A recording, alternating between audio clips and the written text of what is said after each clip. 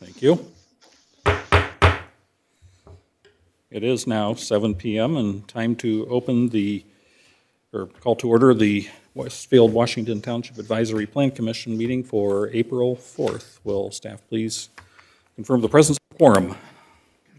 Ms. Berkman? Mr. Deck? Mr. Horkay? Here. Mr. Johns? Here. Dr. Kelleher? Here. Mr. Maui? Here. Mr. McCarty? Here. Mr. Schmitz? Here. Ms. Spoljaric? Here. We have a quorum. Thank you. Item first is approval of the minutes of our March 21st meeting. Is there a motion to approve these minutes? So moved. We have a motion from Dr. Kelleher, Seconded. seconded by Andre Maui. Will staff please call the roll? Mr. Horkay? Yes. Mr. Johns? Yes. Dr. Kelleher? Yes. Mr. Maui? Yes. Mr. McCarty? Yes. Mr. Schmitz? Yes. Ms. Spoljaric? Yes. Motion carries. Thank you. Item next is a review of our rules and procedures for tonight's meeting.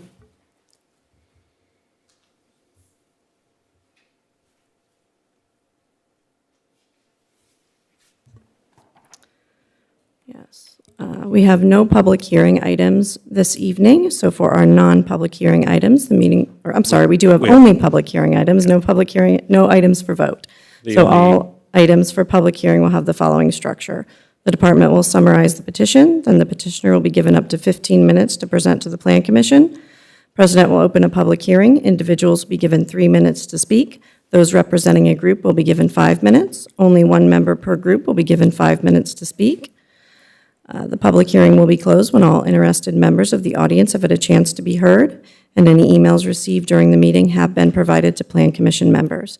The petitioner will then have a chance to respond to comments, and the Plan Commission will follow with any comments, questions, or concerns regarding the petition. For our general rules of conduct, we ask that you please not disrupt the proceedings in any way. If you need to have a private discussion, we ask that you please quietly exit the room. Please silence your devices at this time, and again, if you must answer them, please quietly exit the room. If you are attending in person and wish to speak in regard to a petition scheduled for a public hearing, please fill out a yellow card and bring it to me prior to the presentation of that petition. Those listed as representing a group will be called up to speak first. During your comments, please state your name and address into the microphone for the record, and we ask that you not repeat previously stated comments.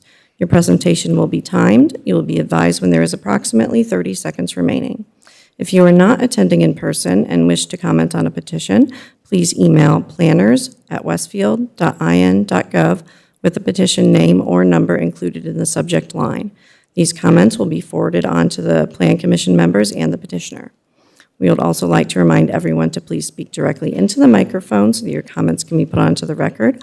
Also, please mute your microphone when you are not speaking. And if you come up to the podium to speak, please ensure that the microphone is on, as indicated by a green light on the base. Thank you. Thank you. The first item is our consent agenda, which does have one item.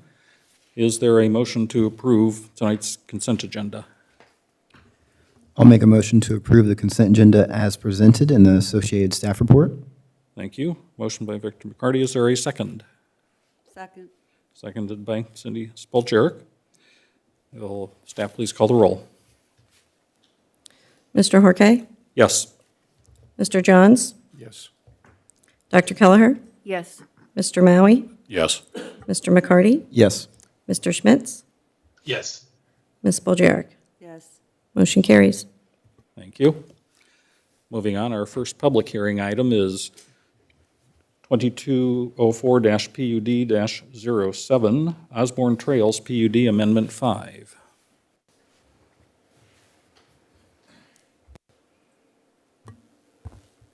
Good evening, members of the commission.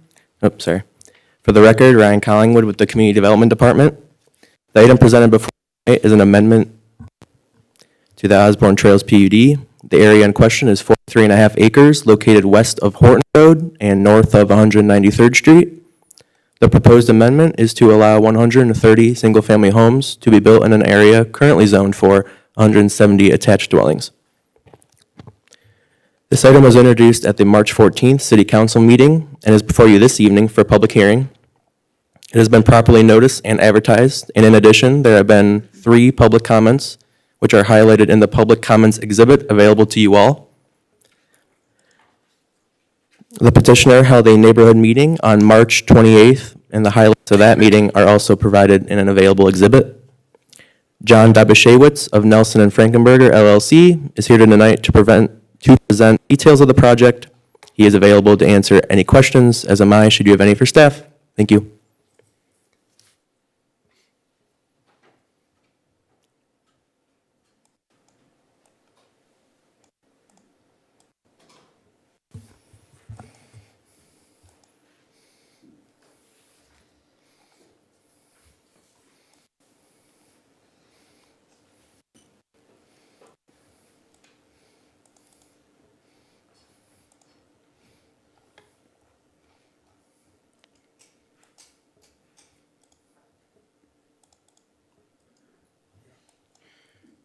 Good evening. For the record, my name is John Dobashewitz. I'm a land use professional with the law firm of Nelson and Frankenberger. We represent the petitioner in this matter, Lennar Homes of Indiana.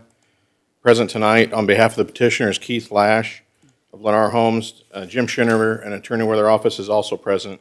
As noted, the matter before you this evening is the public hearing for the Osborne Trails PUD Amendment 5.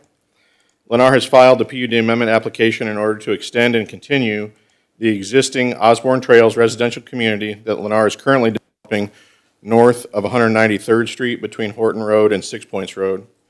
The subject real estate is outlined in yellow on the exhibit now on display. The real estate consists of approximately 44 acres, which is bound on the east by Horton Road and the south by the extension of 191st up to 193rd Street. The right-of-way there is in place today.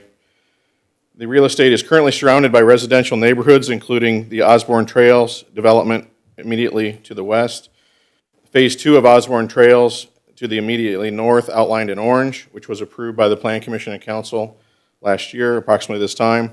Portions of Chatham's Hills to the immediate east across Horton Road, including Aberdeen. And to the south are other undeveloped commercial blocks within Area A of the Osborne Trails PUD.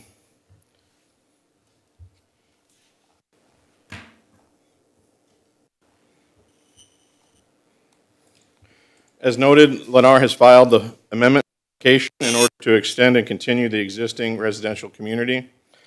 In this regard, the original Osborne Trails PUD district was approved in 2017 and amended last spring to include the residential Phase 2 real estate. Osborne Trails is an age-restricted 55 and older residential community. Today, the subject portion of the Osborne Trails PUD lies in Area B of the PUD and is zoned for development of as many as 107. By way of this amendment, Lennar is seeking approval to provide an additional phase of single-family age-restricted development rather than townhomes, including as many as 108 homes. That's a change from the advertised number and the introduced number that was misstated and included in our proposal as 130. So the ordinance will be refined and amended after tonight's meeting to reflect a maximum of 108 additional homes, 130. The result of the amendment would be to permit development of approximately 60 fewer homes, single versus homes, all of which, the single-family homes, would be age-restricted, resulting in no impact on Westfield School.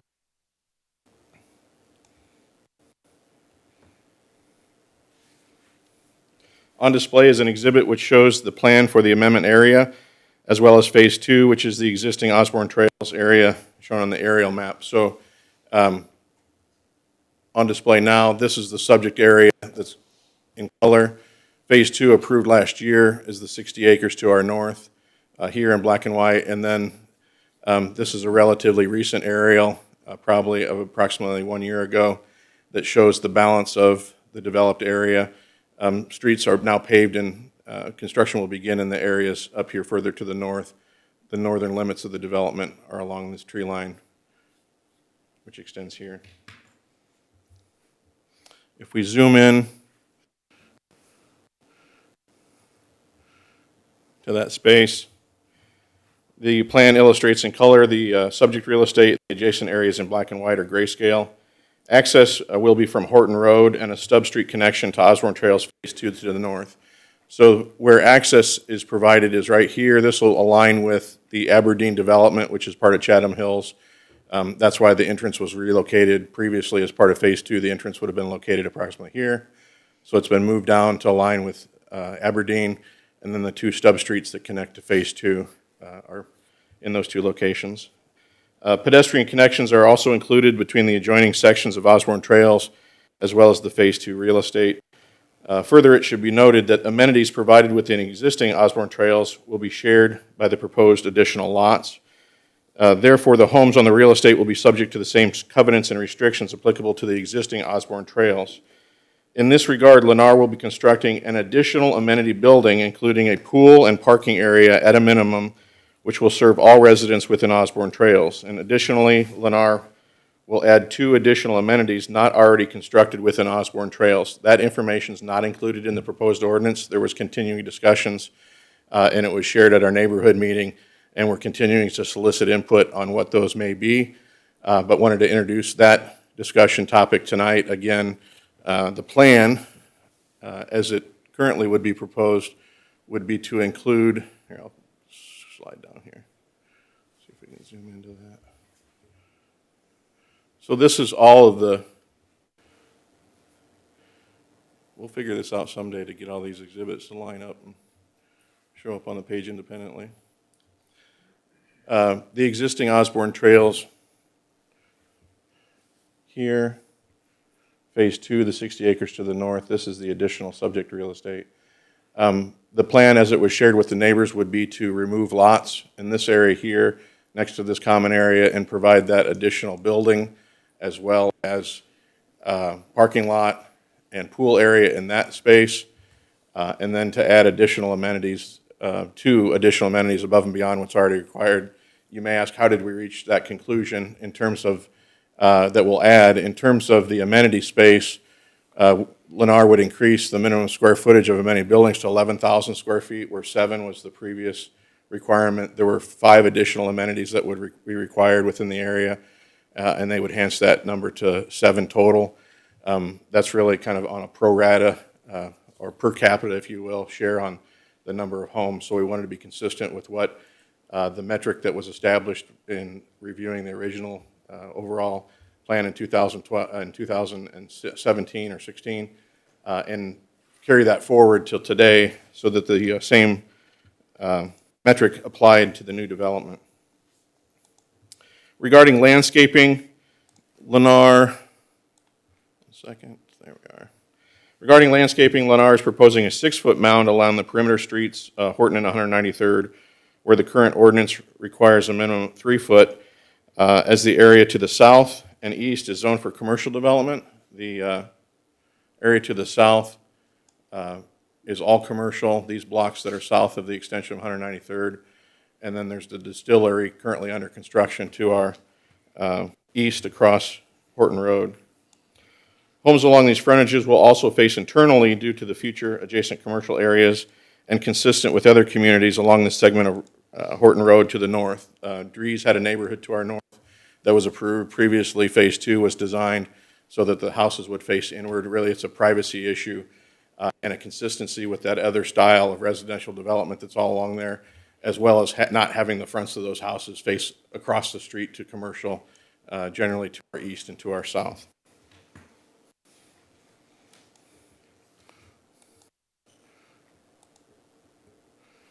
Regarding the home product, the same homes that are built today in Osborne Trails will continue to be offered within that space. The next 2 slides here that are also included within your information transmittal show the home product offerings, including various elevations. These were specifically designed for this community. They're not constructed anywhere else in the Indianapolis market.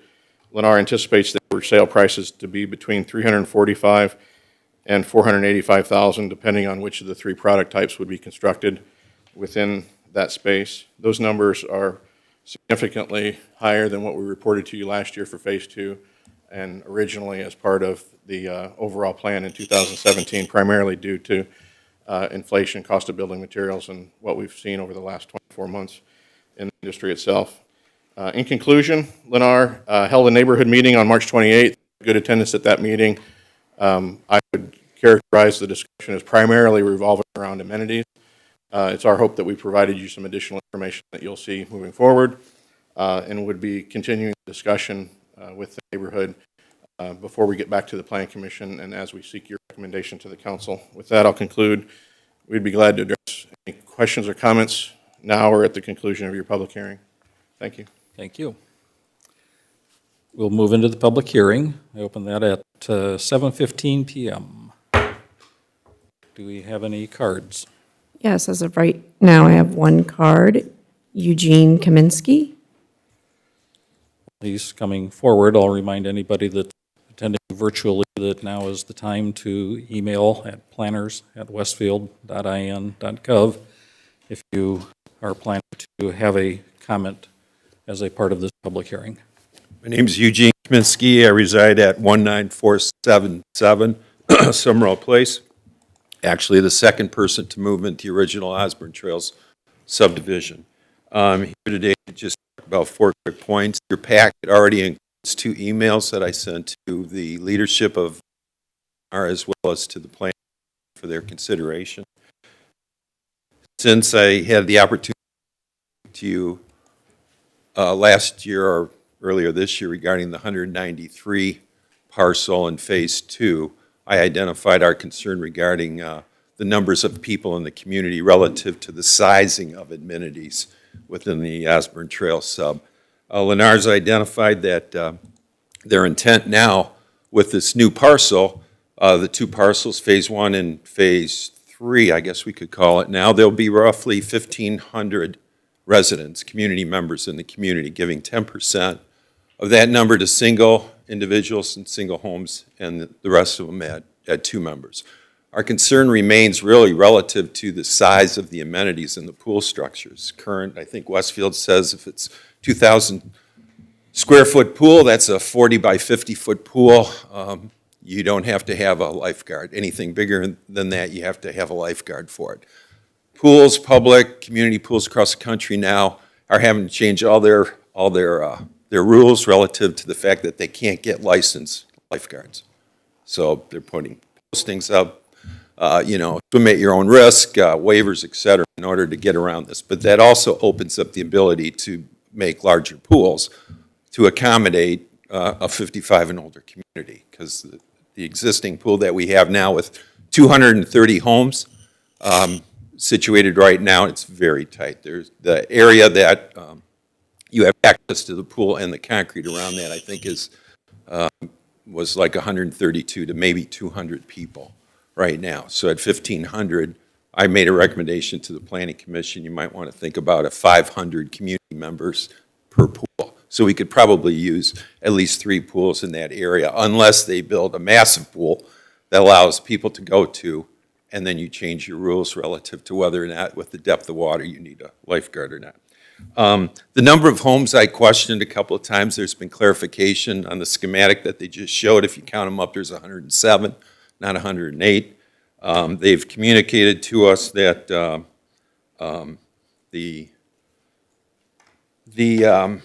they will consider some sort of gathering space. I made another thoughtful recommendation, maybe, that they extend the current retreat out farther to the south end, but the VP of Land Acquisition said, no, we're not doing that. We're not going to go there. But that could be a consideration relative to extension of a gathering place for a large community such as this. And I believe my time's up.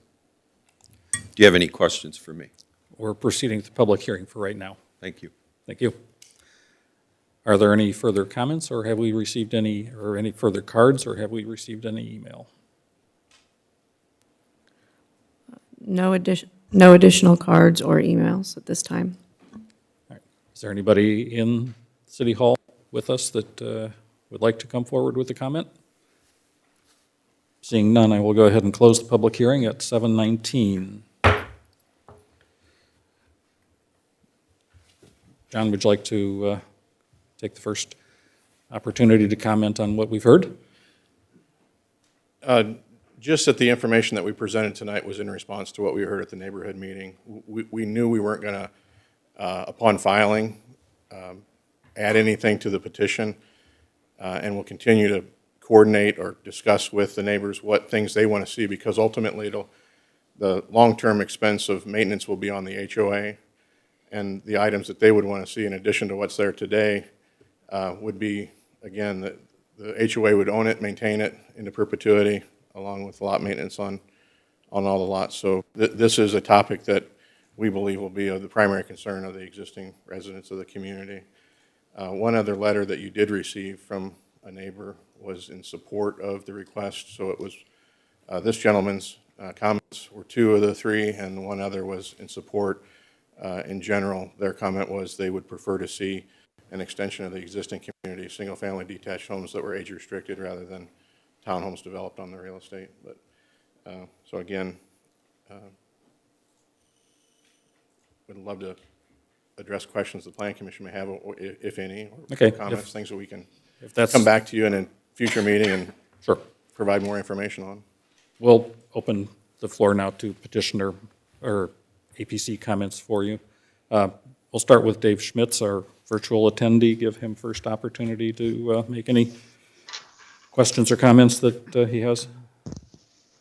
Thanks, Bob. I think just generally the petition is pretty attractive to me. Anytime you're substituting 108 or 107, whatever it is, single-family detached units instead of 170 townhomes, at least from my perspective, I appreciate that. The tree stand being preserved, I can't remember in the townhome plan whether that was preserved there, but obviously it is here. And the amenity enhancements that'll be made, I'm comfortable that that the petitioner will meet whatever standards that the city has, as well as getting the input of the neighbors. So I'm pretty comfortable with this and prefer it to what was originally in place. Thanks. Thank you. In regards to the Yes. wooded area, I think we're getting reverb on the, we'll identify on the concept plan that area of tree preservation, and when we come back, we'll have that identified. Okay, very good. Comments to my left? Like John, Cindy Spoljarek? Again, I'm just going to echo what Dave said. Certainly like the 108 homes, 107 homes. Age restricted is a huge plus for me. I like the idea of a 6-foot mound along Horton Road and 193rd Road, because those are definitely going to be commercial areas on the other side of those streets. John, moving, as we move north, I guess, back into Phase 2, the mounding along Horton Road, was that a 6-foot mound also, or was that 3-foot? It is not in the ordinance today. I would imagine that they'll carry that across. I'm getting a nod from Keith that they'll carry across that 6-foot cross-section north into Phase 2. We'll identify that in this ordinance, or we'll submit a separate commitment regarding Phase 2, because this petition is relative to an amendment on Area B. That's a different, Phase 2 is in a different ordinance. So because we can't cross-connect, we'll submit it to the Plan Commission Council as a separate commitment that it would be the same as this section. Right. And you talked about adding additional, and did you say you're going to add 2 additional amenities? We are going to add 2, and I apologize. I said 5 to 7. The existing is 3, so we're going from 3 to 5. And again, that's based upon like a per capita number of houses. Right. Will any of those amenities actually be in Phase 3? It's undetermined at this point. The reason we noted that second facility would be to the north is because we want to kind of centrally locate the 2 buildings and pools so that they're available to the most folks in closer proximity, shorter walking distance. And this phase is much closer to the existing building, and then the future building and pool would be further removed to the north, a little more centrally located to the folks on that area of the development. Okay. All right. Those are my questions. Thank you. Thank you. Counselor Spillier. I have a few, and I'm sorry that I didn't go back and do my full comparison to what's been approved in the other phases, because I did want to compare and contrast there. Are the standards for the actual homes the same, or are they different? They're identical Fully identical, to, including the exhibits? well, if, yes. I had to think about it for a minute, and I'm 99% confident that the home illustrations have not changed and the text hasn't changed from what you saw last year to this point. Because you do show an elevation, I know that's got the snout-nosed garage, and I can't remember us approving that, but maybe we did, and Yeah, that the one got. Plan Commission didn't approve specific elevations, nor did the council. The council approved standards for home. There weren't home exhibits design. tied to the ordinance originally? I don't believe there were. If they were, as many ordinances are structured, they were disclaimed as character illustrations, which are subject to change. Are you including these, and they have to be, No, we're not changing what was originally approved for the overall development. no, but for this specific one? Are you Correct. tying the elevations to No. your ordinance? No, because they may change, provided that they're in compliance with the other overall standards. Okay. There might be What new. you're showing me in the language versus what I'm seeing in the exhibits are kind of two different things. And so that's why I'm asking those questions. If the Plan Commission can communicate to us what things that are important to them, it hasn't been my experience that the council or Plan Commission has approved a specific elevation, yet they have approved standards, and those standards have to be followed. The idea being, if Lennar were to propose 2 new homes as an overall product offering within the overall community, we would have to come back to the Plan Commission and council in order to authorize that, where today there are no approved elevations, so the expectation is we build houses that meet the standards.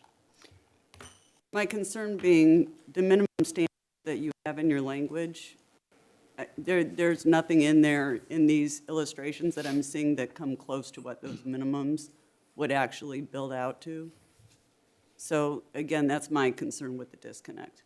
Okay. So if I just look at the minimum, like you have to have one window on each facade, there's not one elevation that I'm looking at that has one window, for instance. If you can So- provide us the standards that you want to see imported into the PUD, then we can consider those and add them as, but I don't think it may not be the best method to attach an elevation, because then we get into a review issue with staff and coming back every time they introduce a new floor plan. Well, and I'm just trying to get it from what you're showing me and what you're selling me that this community is going to look like. I just want those standards to match what you're showing me. Okay. That's So what I mean. if you have a suggestion about the number of windows that are reflective in the exhibits that you want to see considered, we can do that. Or other standards about window trim and roof. I know there were roof pitch comments, and to that end, regarding roof pitch comments, everything is 612, 812. It was indicated was what someone might have seen, but Keith confirmed that it's all 612. Okay. I am on vacation this week, so my comments will probably have to wait because I'm going to be gone now. A few more things. Again, not having the detail on the amenities that you want to do, we'll need to have a lot more detail on that. It gets kind of weird for me, because now to say that you're going to have an amenity that you're going to use to serve this, that's not in this section, not in this ordinance, it's a disconnect, and I don't know how we're going to solve that. We'll solve it by a commitment, so we can commit that that would be constructed within the overall real estate rather than, so again, it's the way it's papered. Staff will be completely comfortable with it. It'll be Okay. a standard, whether it's in the PUD or in a commitment, and we'll move forward with that. Because if something weird happened and you just sold this off, for instance, and it happens. Yeah, the obligation And is for the then real. how do you tie that to? Yeah, the obligation is on part of the real estate, not Lennar. So Lennar wouldn't be committing to it. It would be the developer of the real estate that commits to it. Lennar fully intends to build it, but how do we avoid a conflict? We attach it to the real estate, not an individual. We zone properties not subject to who the builder is, but for standards upon the real estate. The 55 and over, there's language in here that basically says that somebody, as long as somebody 55 and older is living there, someone younger than that can come in, and then after that, it doesn't matter if that person, basically 55 and older, is there anymore, once they established occupancy. So somebody could potentially bring in a boarder or whoever that No, is not it's 55. a spouse. If I'm 55 and I'm married to a 45-year-old and I die, the 45-year-old isn't obligated to move because I've subsequently passed. It's just the way the language reads, it looks like anybody could move in with this person and then take over ownership of the house. And so it doesn't say that it has to be a relation or part of the property ownership. So again, that can be a concern, and then I start getting concerned with rentals and those kind of things happening. So, and again, you're in the vicinity of Grand Park, and if this language is not strict in that sense, I'm worried things can go a different way. It's as strict as we can make it because it complies with federal statute regarding what I just described and the age-restricted component. Does the federal language say that you have to have it available to anybody who is occupying the house? I'll go back and double-check. My understanding is that it doesn't. Okay. I like Good questions. clarification. I mean, I would like more information on that, just so I Mm-hmm. know what we're doing here. is there an objection to if a 55-plus-year-old owns a house and they're cohabiting with a less than 55-year-old, is there a concern that less than 55-year-old would subsequently live there if the 55 or plus year older died? Oh, I mean, I don't think so, as long as it's a spouse, significant other of some sort, but the whole question is, can it be just anybody? Because it sounds like once I'll find somebody out. one I'll find out. time that's 55 moves in, then nothing matters after that, is No, the it way the does- language sounds. It does matter, and there's reporting criteria that has to be maintained. Okay.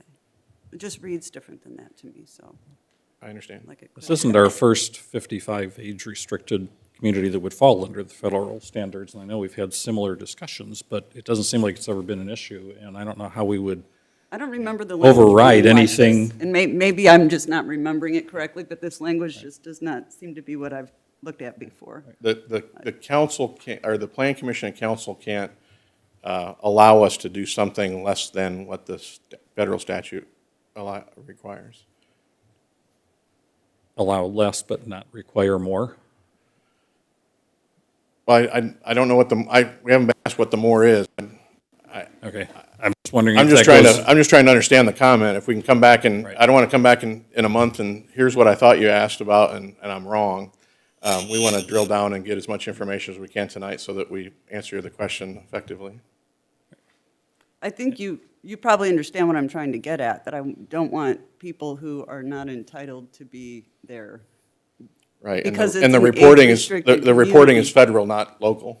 Right? So you have to continue to maintain compliance with the federal statute into perpetuity. We don't report back to the Well, right, but locality. you'll have separate covenants too that cover these things. Absolutely. So it's not, I don't want to say it's not your burden, but it's our burden.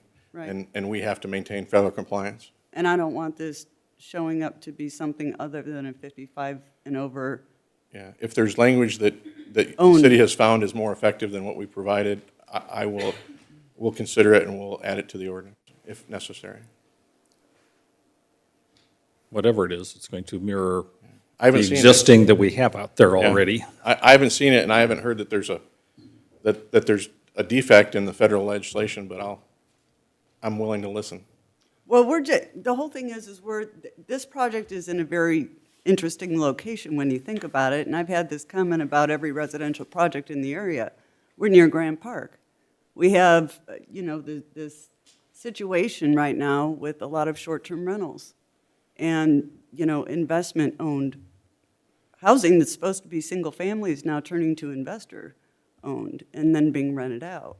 And so that's an ongoing concern of mine because that's not what these are being sold to us as. If we wanted them that, we would approve a rental community, but that's not what we're doing.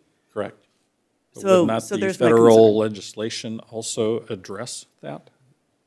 That there isn't some opportunity for a 55-year-old to effectively do a bait and switch? I'm going to buy it, but I'm going to own it, but I'm going to let somebody else live there. I mean, that All can't good be allowed in questions, this. and we hope to come back at your next meeting or the one after that with complete answers. I mean, it's a couple of the questions you asked, Yeah. I think I understand what you're asking for, and we'll get the information that you've asked for. I'm just trying to protect the future owners here, you know, as well as our city, because again, if we wanted a rental community, that's what we approve. And this is right next to Grand Park, so. Okay. Anything Yes. else? No, but I'll probably have written comments, but again, I'm sorry, I'm not going to be available to get them to you like tomorrow. Sorry. Understood. Okay. And I will just add from a planning perspective, clarification about the rentals, not necessarily with the law, because I'm not familiar with that, but as far as prohibiting or limiting rentals, that is something we do not put in PUD ordinances. I know you've had some ordinances go through, maybe even recently, that have, in a separate commitment, agreed to put something like that in their HOA covenants. So if that's something being done, that's the way we'd want to see it. We would not want that in a PUD ordinance. Right. Next opportunity. Would you like to speak? Sure. Well, you addressed two of my first concerns.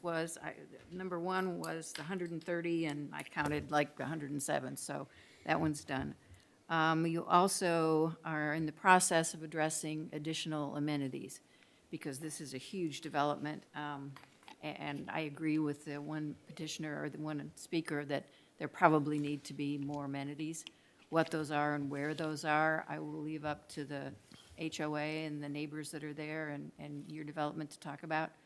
As I look at the concept plan for this, I see several areas of green to the north, a little bit around the pond, and then, of course, the trees and the green area to the west and the south. I don't know how much of that you're going to preserve. Your concept plan says it is tied only to the road structure and, what else was it? Street network and open space configuration. So I don't know how much of that wooded area will remain. I think, as you mentioned earlier, that we need to have some kind of a definition of where this green space or open space is supposed to be, where the tree preservation area will be. And I know in the other Osborne Trails PUDs, there was a whole paragraph on tree preservation. This is the area, anything, above 6 inches and above, that whole, paragraph that I think needs to be in here. We'll identify that, and I think, Dr. Kelly, you may have been looking at the original ordinance, and it had that language in about open space and street network. This language has the specific compliance with the concept plan. It's Okay, under well, the one I section have- 2.1 Yeah, I have section 2.1. of the amendment. Substantial compliance with the street network and open space configuration on the concept plan. And you're looking at the amendment or the original ordinance? I'm looking at the one that came in our packet, this one right now. It's on page 2. 2?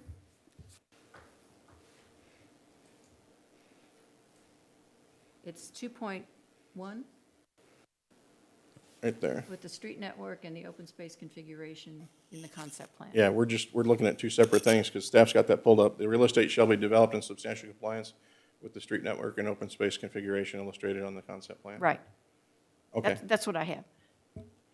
so we can't, that's the typical language that you require when you expect No, someone to... I'm not saying that's wrong. I'm saying I need a little bit more definition on what is the open space and what is the tree preservation area? Is Okay. that green area going to be the open space? That's all I'm saying, is more of a detailed, I got you. So the concept plan that you have on your screen, which is the Right, the Exhibit concept B, plan, that. needs to have more just needs detail to have added more to it. detail on identifying that those green areas are open Some space. notes, some additional notes on there that explains. Yeah, that's all I'm Adds saying. context to it. Okay. Because you could, if you wanted to extend those lots all the way out into that green space, as long as it wasn't, as you had 15% left, which certainly you will with the woods, you could extend any of those lots farther out or, We'll provide that additional Okay. specificity on the plan. okay. I like the idea of the mounding. That was something that wasn't in the original one, and if you're going to add that, I think that's good, because if they're going to back up to this street and commercial on the other side, I think that will be beneficial for you and for the community. So I like that idea. We've had this before, and it's probably not a big deal, but SF4 zoning allows for educational institutions with dormitories. And I brought it up before, I don't care if you leave it in there. I would just, if I were you, not want it to be a permitted use. It is a permitted use in SF4. And it's the only one that I We'll make think the is, only permitted use amenities in single-family homes. yeah, it can be everything but an We educational. don't want there to be any question about what we're asking the Plan Commission Right. recommendation on or the council for Yeah, approval. and I'm so- not worried about you doing that. I'm just worried down the road, you've got an opening here that you might not want. We'll tighten it up.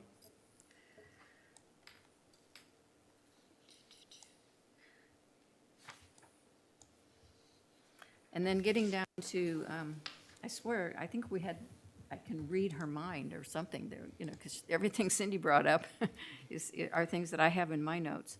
Out of the 11 pictures, 8 of them show some type of masonry on the front. 8 out of 11. So if you don't intend to do that, then don't show me a picture of 8 out of 11 with masonry on the front. I mean, that's a concern, because I do look at the pictures, and I take away certain things from them. I don't expect those exact models, but if I see 8 out of 11 with some kind of masonry on the front, I kind of expect some kind of masonry on the front. And I know this is written just like the other one. Also, the one window on all 4 sides, I guess you could build something like that. I don't think you would. When I look at these pictures you show me of homes, there are at least 2 windows on the front. And I don't know that I care if there are windows on the side, if these homes are going to be 10 feet apart. But I do care that the front has more than 1 window. And especially since you count a double window as 2. Even if they're right next to each other, you count it as 2 windows. So those were 2 things that jumped out at me in your pictures that didn't seem to be reflected in the ordinance itself. We'll pull both into the text of the ordinance. Okay, and then you did clarify the roof pitch, because when I looked at it and tried to measure, I thought some of those were 812, but if you say they're 1212, I believe you. I mean, 612, I believe you. The green space areas that you have in the north there, those 2, I don't know what you plan on doing with those, but again, some type of a shelter, or obviously you're not going to put a pool or a clubhouse there, but something where these people, if they're out walking, you know, right now they have to get in their car and go to either the current amenity center, or if you're going to build a new one at the other end, all the way up to the other end. So if they're out walking, and I've talked about pocket parks before, something in that area would certainly be nice for these people to have. There will be pedestrian connections between this area and the main amenity facility. Those areas are either going to be landscaped additionally or for passive or active recreation. There could be amenities constructed in that space, but again, we're not to the point where we want to specify. And it could be that the neighborhood comes back later and adds additional amenities based upon use. If they find that, you know, everybody's a pickleball player and they want more room for pickleball, there's nothing that would prohibit the neighborhood association from later coming back and adding additional amenities to open space that's used for passive recreation today. Okay, well, in the meantime, you could put a few benches and a few things like that there that wouldn't cost anybody anything, and That's a you good got to mow the alternative. grass anyway, right? That's a good alternative. What else did I have?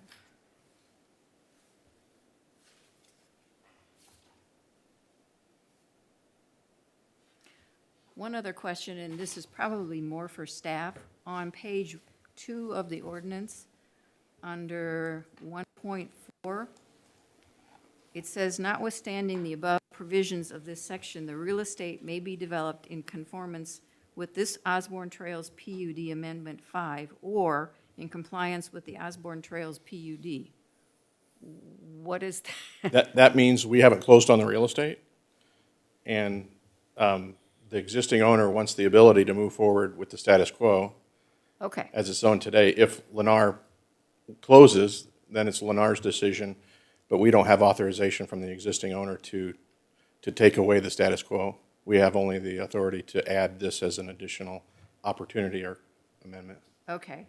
So even if Lennar closes, it still could be developed as townhomes? This is what this tells me, right? It does. Okay. So it's not excluding townhomes. The original plan could Yeah, still it's either we're in the same shoes we're in today, or we're stepping into a different set of shoes, which is the Lennar proposal. Okay. But if this one is approved, would Lennar take out the townhomes? Or they want both options still on the No, table? no, no, it'll be development with this concept plan with single-family detached only. Okay, the other one will go away then. Correct. Okay. It's just an issue of we don't, I get it. I said it as No, I as get simply it. as I could. We don't have authorization from the existing owner to take away what they have today because Lennar hasn't closed. Right. Okay. I think I'm done. Okay. Director McCarty? I'll try to be short with this one. I think a lot of good points have been brought up by my fellow commissioners. I appreciate Commissioners, Councilwoman's Spoljaric's comments regarding rentals. You know, that's just an issue. It's being faced all across the country. Whatever can be done with that, you know, I don't know, but maybe we'll see a little creative solution next time you come back with that. Otherwise, I appreciate, as always, the reduction from the initial 170 townhomes to what was thought of being the 130 to now the 107 or 108. Again, thank you for that. And to the gentleman who spoke, Mr. Kaminsky, I appreciate the photos that you provided in your comments. I really like having a loss of words of what to call that structure, the gathering space, oversized pergola. I don't know. I'm kind of brain dead out here on Monday. Shelter, there we go. Thank you. I really like that. I think that would be a great addition for Osborne Trails. I've said this before.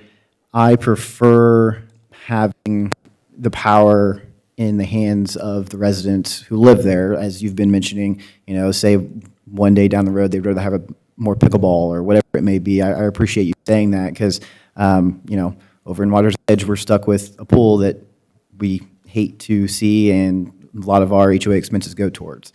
So I think having a 55+ over community, really unique opportunity to really dive into the possibilities of what they want for the future and not accumulating the expense and so on and so forth with that. Otherwise, no, I appreciate you. Thank you. Thank you. Andre Maui? Yeah, I don't have anything to add that hasn't been covered already, just taking us back to where Dave started us out, where I think this is this amendment would be an improvement, so thank you. Thank you. You made reference to the centralized location for the amenities so that residents in the various eventual sections will have similar walks, and that the initial amenity package right off of 193rd Street is just beyond the tree preservation area, so this section of the community would presumably be using that.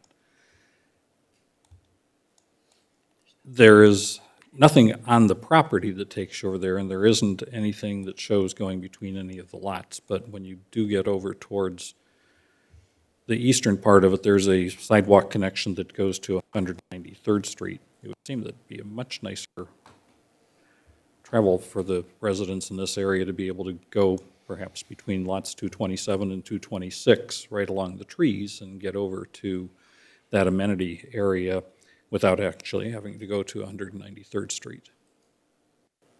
We'll explore that. Somebody can take a look at that. I don't really have anything. I think we'll explore it as an addition, not Sure. necessarily a alternative, but. Okay, I think it warrants consideration. Nothing else that hasn't already been brought up. There are some important things to hit. Before we move on, Dave Schmitz, having heard all of our dialogue here now, anything further come to mind that you would like to weigh in with? No, nothing further. Although I do think with the hope of, I'll be interested to see what the petitioner says about that. My understanding of that regulation is it's tied to occupancy, not ownership. So the fact that somebody is a tenant doesn't change anything. The neighborhood still has a responsibility to report, and usually the people within the neighborhood are enabled to rat people out when there's, for lack of a better term, when there's a situation there that is in non-compliance. So anyway, but nothing further. All right, thank you. Anybody else present at City Hall with further comments? Sorry, I do have just one more thing real quick, because that just sparked a thought that I had. So, because I was in a unique scenario living with and taking care of my grandmother, so kind of applying me to this scenario with her have been over 55 and me being under 55, would that have been a scenario that, say, like myself would have been able to continue to live in there, or say I'd be given 6 months to find a new place to live? I know it's a unique scenario, but, I'll find out the answer to the question. okay. I don't have it right now. And Mr. Horke, to your comment, make sure I understand what we're talking about, is like right here? Yes, exactly. Okay, Something that thank you. has a more pleasant walk through the green space and along the trees as opposed to 193rd Street when folks in this area are wanting to go to their amenities. Did you have something else? We're good. All And right. just if I might, I'm sure we're going to reach an accommodation regarding the written standards versus the product photos. Lennar isn't going to change the product offering, and we'll do our best to address all that and get feedback from you folks and add it. Yeah, I understand that, John. As you said earlier, it's written for whoever builds it, not just the Absolutely. pictures, so it's not just Lennar. Thanks. All right. Thank you very Thank much. you. We'll see you at a future meeting. Moving on, our other public hearing item for tonight is Grand Park Village PUD Amendment 4, 2204-PUD-08. And in the absence of Dane, Pam Howard will be giving us an intro. Thank you and good evening. Pam Howard with the Community Development Department. Before you this evening is a proposed amendment to the Grand Park Village PUD specific to the 12-acre parcel north of the intersection of Wheeler Road and Grand Park Boulevard. The amendment proposes to modify the development standards, specifically in regards to landscaping, parking, maximum site density, and maximum number of dwelling units per building. This item was introduced at the March 14th City Council meeting, and the petitioner held a neighborhood meeting on March 23rd. The proposal is scheduled for a public hearing this evening. It has been properly noticed and advertised, and the department has received one public comment, which has been made part of the public comment exhibit. I do have John Dobashewitz with Nelson and Frankenberger here to present on this item, after which both he and I will be available for questions. Thank you. Thank you. John, back up. So staff told me I have till 9:20. 9:20. Which staff? We won't be here till 9:20. I apologize. Yeah, which former staff member? I rarely have a good laugh like that, Mr. Horke, so thank you. Good evening again. For the record, John Dobashewitz with Nelson and Frankenberger. We represent the petitioner, TWG Development, LLC. Neil Brunworth, Development Manager at TWG, Jim Schinover, an attorney with our office, Alan Fetahovich, with Kimley Horn, the project engineer, and other members of our development team are here this evening. The matter before you is a public hearing on an amendment to the Grand Park Village PUD, which pertains, as staff indicated, to requirements related to landscaping, multifamily development, and parking standards. The subject real estate is highlighted here on the image in yellow. It's generally located west of Wheeler Road and north of Grand Park Boulevard, and consists of approximately, or exactly, 12 acres in area. The parcel is within the Lake District of the Grand Park Village development and is west of and adjacent to the Charlestown Apartments, which are under construction to the east. On display now is the site plan for the development. Items to note include the site layout, which is consistent with the original Grand Park Village PUD concept plan in terms of use and site layout, with multifamily buildings flanking the adjacent roadways and the perimeter of the 20-plus acre lake, with the majority of parking to the interior of the site. The site layout, as proposed, results in the screening for the majority of the parking from the surrounding roadways and the lake amenity. Regarding parking, the applicant is seeking a parking ratio of 1.5 parking spaces per dwelling unit per the terms of the UDO, and that's important to note, per the terms of the UDO. However, the applicant discovered it was artificially shorting the parking count, as most multifamily developments in the city are constructed counting tandem parking spaces. Those tandem parking spaces are those that would be forward of a leased garage that someone would have. So a tenant in the building could be leasing the garage. The space in front of that has counted, and the city has traditionally counted that as available parking and has amongst many others.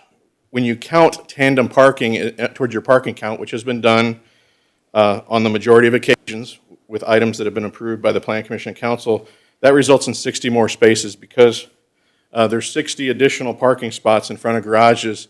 These areas along the backside, when I say the backside, the away from the lake side or the away from Grant Park Boulevard side, each one of these buildings has 6 garages and then 6 tandem spaces behind that. When we originally submitted, we didn't count those 60 spaces, so we'll amend the language in the ordinance to count those 60 spaces. When you count those 60 spaces, we provide a parking ratio of 1.75 parking spaces per dwelling. And one might ask, where does that put us in the mix of projects that have been approved by the Plan Commission and Council over the last 5 years? Those range from just under 1.5 parking spaces per dwelling to approximately 2 parking spaces per dwelling unit. So we're right in the mix of and consistent with the existing ratios that have been approved and reviewed by the Plan Commission over the last few years. Regarding density in the Lake Village District, and the Lake Village District is everything which surrounds the lake all the way up from Grant Park at 186th Street down to Grant Park Boulevard and Wheeler Road. The applicant seeking the same consideration or standard applied to the Charlestown development to our east, not to exceed 21 dwelling units per acre, and permitting multifamily buildings to contain a maximum of 24 units in a particular building. Addressing this underlying provision was an oversight in the original PUD, which was approved in 2012, whereby multifamily was approved and is consistent with the Grand Park Village PUD. Actually, the PUD authorizes as many as 900 multifamily dwellings within Grand Park, but that can't be developed and to the underlying MF2 standards, which allows for a maximum per acre. And we characterize that as an oversight as part of the original PUD. Charlestown in 2019 received consideration from the Plan Commission and Council amending the standard to 20 units an acre on their approximately acres and 24 units of building in a building, which is the maximum number that's within a building. Regarding landscaping, the applicant seeking approval to locate trees off-site and at Grand Park, essentially. The landscaping is in substantial compliance with this plan that will be planted on the site. That's a reduction of 144 trees down from approximately 450 trees total. The 144 trees today is authorized under the PUD to be planted elsewhere within the Grand Park Village PUD, but at the suggestion of staff, the petitioner is considering planting those at Grand Park. It doesn't have to be done. It can be planted elsewhere in Grand Park Village development. But again, we were being responsive in that regard, request, or the suggestion, rather, made by staff. The same number of trees will be planted as are required under the ordinance. We're not asking for a number. It's just about where those trees are. This site plan and the landscaping you see on the site plan, the petitioner landscape architect believes this is the appropriate distribution of trees based on the size of the site, pulling buildings up to the street, pulling buildings up to the lake, and providing parking screen from all those areas into the internal area of the site. It's not, we can't fit all those trees. We could find a place to squeeze 144 additional trees if necessary, but it wasn't viewed as appropriate by the landscape architect. Again, we understand that's subject to the thoughts that the Plan Commission may have and the Council's ultimate action on the request. But again, we're not trying to skate a requirement. We're trying to plan it as would be appropriate. While not part of the request, the PUD amendment the PUD amendment does not include architecture. This architecture is compliant with the underlying requirements in the PUD. The architectural style is in compliance with the current underlying Grand Park Village style standards. This would be the view of the building from the perimeter street and those closest to the lake. So you see the side that doesn't have the garage doors. The buildings, the 6 garage doors they have on the back side, what I'll refer to as back side, would face interior to the site, to that interior parking courtyard, away from Grand Park Boulevard or Wheeler Road. This is an additional illustration of that interior parking courtyard where you see the building in the foreground. That's a building that would face Grand Park Boulevard, and the buildings in the background are those buildings that would face the lake. Further removed from those buildings and along the lake, you would see the path will be constructed on the backside. One of the unique things about this parcel is that we're connecting that path out over to the public path along Wheeler Road, which is the Monon. We were in meeting with staff, we thought it was appropriate to provide a enhanced cross-section that would extend from the Monon, introducing the public to that space around the lake so that it would be perhaps better utilized by the public in the future. Likewise, we carry across in another area the development and connection back on the other side so that there's an uninterrupted path that would continue around that space that includes the perimeter of the lake. The image on the bottom is a perspective of the town, it's a perspective of the amenity building beside which there'll be outdoor amenity space, pool, and a dog park. In conclusion, we believe the proposed amendment will result in high-quality development that is consistent with the objectives of the Grand Park Village plan and surrounding Lake District. We appreciate your time this evening and will remain available to answer any questions that you might have. Thank you. Thank you. We'll open the public hearing for this next at 8:01 PM. Do we have any cards? I have no cards or emails at this time. Okay. We will wait for a few moments. Reminder, anybody that might be attending virtually that plan to make a comment, please email planners@westfield.in.gov. And we do have a hand I see being raised out in the audience. So if you want to come forward and state your name and address, and you can fill out a card after you've made your comments, and that'll give somebody an opportunity, if there is anybody that wants to email us, to hear from them. My name is Julie Freeman. I am with Freeman Development Corporation and Charlestown on the Monon. We're the developers for that community. I understand that the gentleman has stated that he's added 80 tandem parking spots. We've counted it, I think, a little bit differently. So I've sat here and counted all these parking spots, and I don't see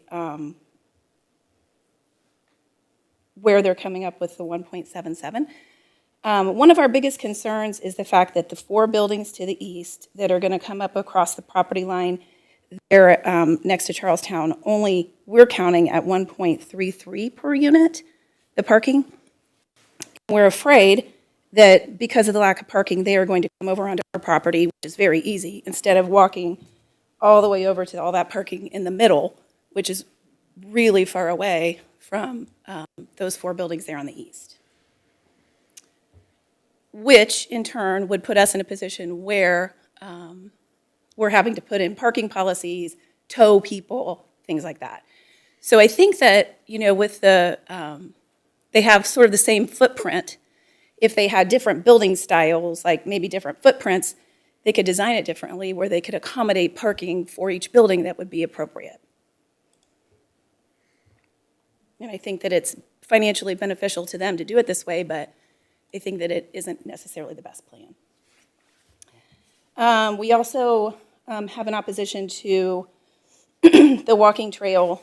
I understand that they're saying it's going to come out and go onto the Monon, and that's a benefit, but you have to cross the parking lot, I believe. It's like dissected. So like you come off of the walking trail, and then you kind of have to just walk through the parking lot to get back to the point where it's connected in 2 places. So I'm not really sure that's very beneficial. Pam, do you have a pointer? Does anybody have a pointer? I'm trying to visualize what this young lady is saying. Oh, Sorry. John does. John, behind you. Thank you very much. Thank you. It would be helpful to understand this trail connection. Right or here? lack of connection. So our walking path goes here. Sorry. First of all, where's the Mona? Okay, can I walk over there or no, I have to be at the microphone? Well, the Monon is off the screen to the right. I can walk over there? That's what I thought. I just. Okay. So the Monon Trail is right here. It wraps around the outside. The walking Because it is that close. Yeah, I was wrong. is along the lake, and it's supposed to go around the whole perimeter of the lake. So they have the walking path continuing right here and going right here, and then stopping right here where you're just gonna walk across the parking lot, and then continue out here, go over here, come back here, walk across the parking lot, and then go back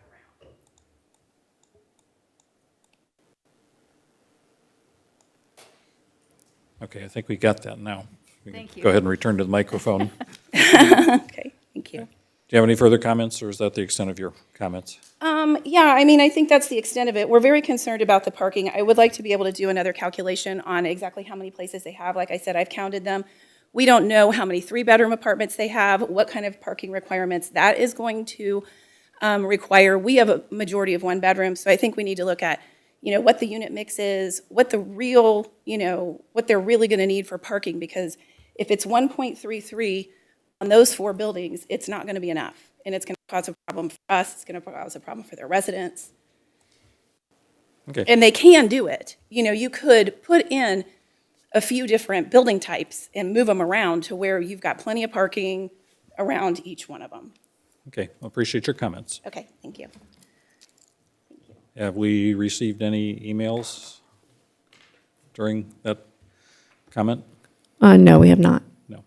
All right. If there's nobody else in City Hall that wants to make a comment, I will go ahead and close the public hearing at 8:06 PM. And John can address what he has heard, please.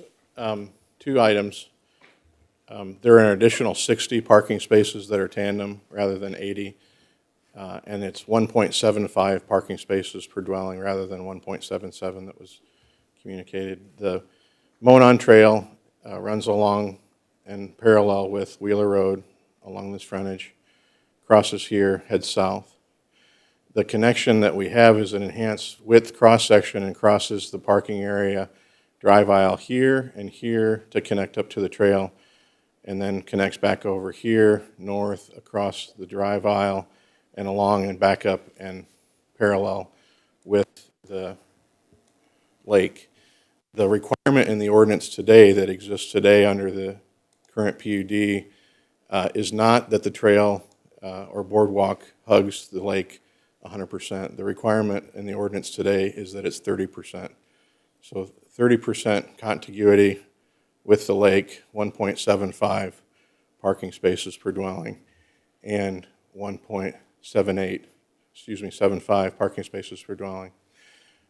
We have a very large parking field along the north side of the development. The concern there was to mitigate any suggestion or concern about the need for anybody who lives in this area to cross over and park in the development to the north. However, there are methods, parking stickers, other things. I mean, people know where they're supposed to park. There's a pretty clear demarcation between that development and those who would park to park. They have the expectation.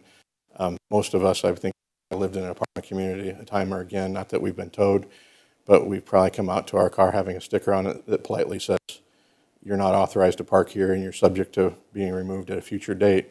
That potential exists. I know it happened to me once, but it was while I was living in an apartment community.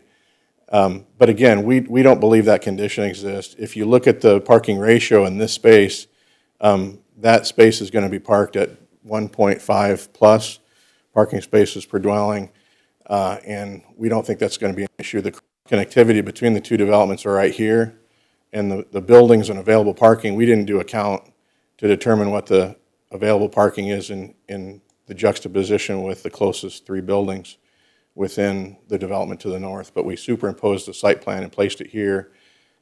There is parking available along the internal driveway here, and I believe they also have a couple tuck-under parking spaces with some tandem parking spaces in that development to the north. We don't believe there's a condition that exists that presents a need to go to that extent where there's stickers and tags and the threat of vehicles being towed, because we've provided adequate parking on our site consistent with industry standards on the need and availability of parking within this vicinity. We're comfortable there and would look to the Planning Commission if you have additional comments and questions. And one of the other issues behind the building size is that we're trying to do an effective job in screening the parking area from Grand Park Boulevard as well as the lake. And this layout assists in establishing that different visibility or different view from the lake and from the adjoining roadways than may otherwise be able to be achieved with the use of a smaller building type. So that would be our response, and be glad to look to the Plan Commission for additional comments. Okay, thank you. Dave Schmitz, we'll go ahead and offer the floor to you first. Sure. Questions, comments? With respect to parking, I do really like the parking layout, the internalizing all the parking. I remember that from the initial discussions with this, and I do like that element of it. But I did find the remonstrator's letter persuasive on the amount of parking. It seemed like that's a problem that could exist. It is made a little bit more made better by John's representations about the numbers being a little bit higher. I would like to see, though, if we could get a close in on the counts for the parking spaces available to those northeasterly 3 buildings. I think that would go a long way for my comfort level, and probably the remonstrator's comfort level on, I guess you really need to know the split of the units as well. If there's bigger 2-bedroom and 3-bedroom units, just to know the sufficiency of the parking in that area, because when people get home late, they're going to park wherever, and the shorter the walk, the better. So I like that it's internalized, but it also has to be sufficient. So maybe a little more information could address that in the northeast corner. I personally didn't have any problem with the density issues, the units per building, units per acre. And I think that's it. The landscaping, the audio feed was cutting out a little bit, so I'm not sure I'm comfortable with that. But at this point, let me just yield the floor to others. Thanks, Bob. Thank you. Andre? I definitely was interested to hear how the requested parking ratio compares to a baseline, or maybe a baseline, but the recent history of what's been approved. So thank you for crunching those numbers so that we know that. I'm curious, the question was brought up there in public comment about 3-bedroom units. I'm curious statistically if that actually adds vehicles. I don't know if that translates to parking spaces or not. And if you know that, I'd hope you comment on it. I don't know if that's available. As far as the landscaping, I appreciate that you've proposed a layout that makes sense and didn't just cram the extra trees in the numbers.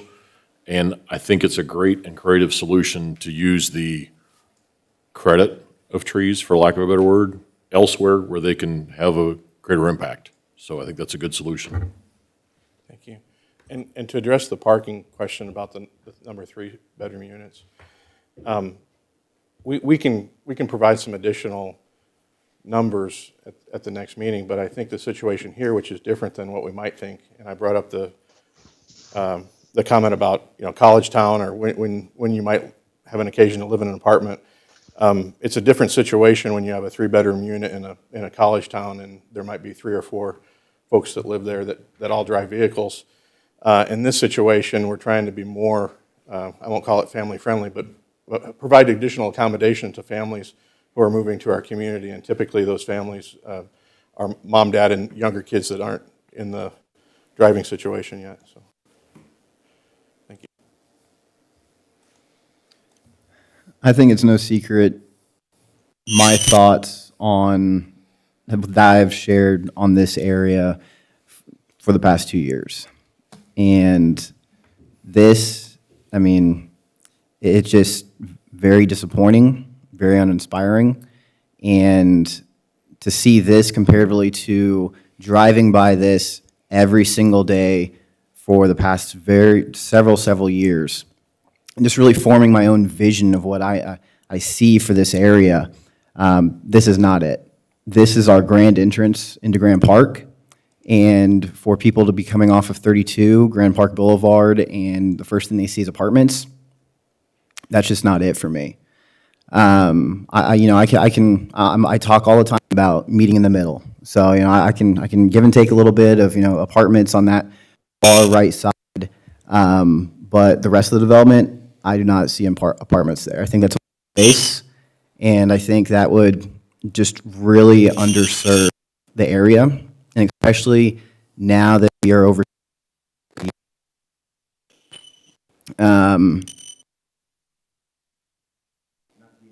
It's very disappointing once more have nothing for our visitors to do in this area. Just want to share a little for this area. I think secret, I've example that the boardwalk down at Disney resort area, this would be perfect for it. I mean, 100% perfect for it. I even kind of labeled this area the boardwalk at Grand Park. And I envisioned seeing a huge sign where that green space is right there, right next to the roundabout. Have that huge sign, the Monon go right underneath it, veer off to the left, and you can have a boardwalk around the lake for people to really enjoy what would have been a minute. This is just a non-starting point for me about that. So, thank you. I know Betsy introduction at council, and this Hankey development has a development plan approved for is closer up to 186th Street next to the park, but it was on the back of multifamily and additional residential space that allowed them to move forward with the development. It wasn't going to be supported individually or independently, just with development at Grand Park. So just to be clear, I'm not arguing the point. We're not asking the Plan Commission for authorization to construct multifamily on the parcel. It's authorized today. There was a hiccup, an error in application of the development standards on the MF2 that we're here in front of the Plan Commission today seeking to iron out that rough edge, which was the same rough edge that was ironed out previously. That doesn't change your opinion, and I respect that. I just wanted it to be clear what the amendment's seeking and the information that was provided by the developer at the council introduction that is going to allow them to move forward, perhaps at a more rapid pace, or if at all, if we see the additional number of units that were authorized under the original PUD develop, because it's those folks who are shopping and walking on the path because it's the closest to their home that are going to allow them to pull the trigger on that development. With Grand Park, you can see that most of that development has occurred along State Road 32, with some of it 191st Street. You've got Wendy's and a couple other businesses and a hotel up at 191st Street. It's the housing that's happened in that space over the same time period since Grand Park has gone in that's supporting the lion's share of that development. And the same thing along State Road 32 with Meyer pulling the trigger and developing early, or earlier than they had anticipated, was on the back of residential development. While we think to ourselves, wow, a lot of those people that go to Grand Park are the people who are supporting those businesses, it's only one part of the puzzle, or one piece of the a fraction, not a fraction in means small, but one part of the overall sales that those businesses do in the community. No, and I 100% agree with you in that, and that's why I say comes to a point of needing to meet in the middle. But again, when our visitor experience continues to increase every year, having Colts Camp, having this and that, all these activities, 2 million plus. Fast food's great for low-level entry visitors, but that's not what is really, in the long run, sustainable and really, again, benefits our community. So that's why I would say, again, this being a non-starting point for me, why not it be mixed use? Put in some townhomes or put in some homes that would be above retail, restaurants, et cetera. Because again, I think that would just further add to the culture of this area of, say people, and I'm kind of thinking right now of Midtown and Carmel. They have really been able to build up that area over these past several years. And as much as I hate to admit that Carmel's doing something right, but they've really been providing a blueprint of what to do, of where we want to drive traffic and putting. I think it's beneficial to not just have apartments here, but again, mixed use. Say you want to have apartments be on that far right side and then have townhomes or, again, retail on the bottom level and living on the top over there on the west side. I think that would, again, be a much better use than what we have right now. So, but I do agree with you that it's the balance of between having visitors, providing things for them to do, but then also really it's the residential aspect of what we're able to provide that is able to keep those businesses in year round. So, yeah. Thank you. Thank you. Dr. Kelleher. I get untangled. I'm not going to argue numbers on parking. I'm not an expert on that, and I don't know how to count them and where to count them. But my general impression is that there's a whole lot of stuff shoehorned into this site, and that those people on the east and the north, maybe they have enough parking, but if you're counting spaces, but it certainly doesn't appear that way.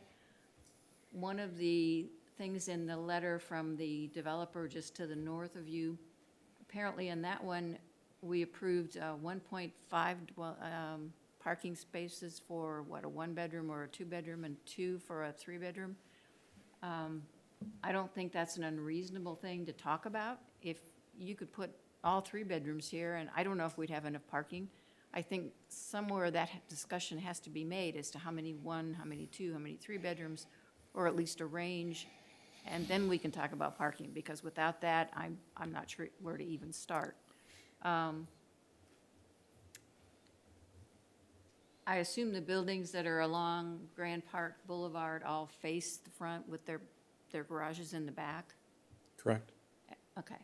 How many units in each of these buildings along there, and how many actually parking places are there for inside the building and then, to pull up against the garage door? There's 6 garages and 6 tandem spaces forward of those garages. Okay, and there's 6 units in each of those buildings, or There are 24 units in a building. 24 units in a building? Okay. So not every dwelling would have a garage. Right, or, okay. I guess to me, again, it seems like there's a lot shoehorned into this site, and that and the buildings, if they were broken up more, or maybe if there was one less on the northern part of the site, and I know the PUD's already written and you can follow the standards. It just seems like there just isn't enough parking. I wouldn't want one of those buildings in the northeast side, because if I came home late and everything was full, I'd have to go all the way over there, so. It's definitely a consideration. And I know when we did the parking counts, and we'll provide the plan commission a breakdown, because the breakdown included in the letter from the adjoining owner has inaccuracies.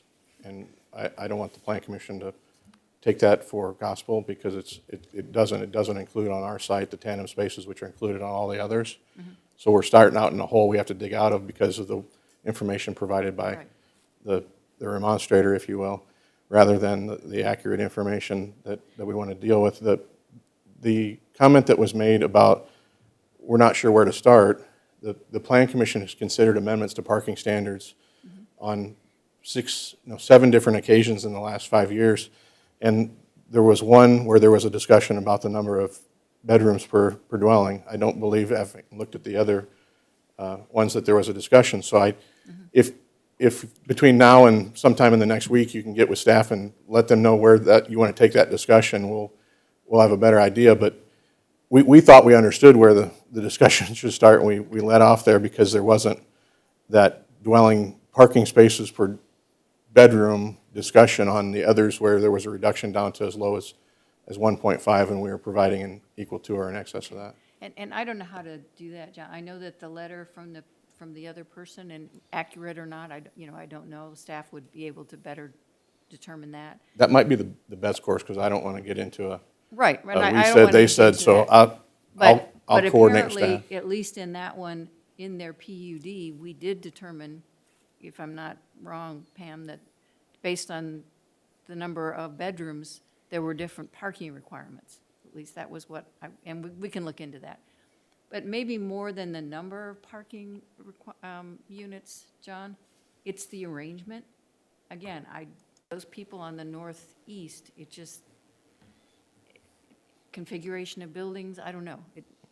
It's maybe to me more the arrangement of where the parking is located than the absolute number, because I don't know what that number should be. Understood.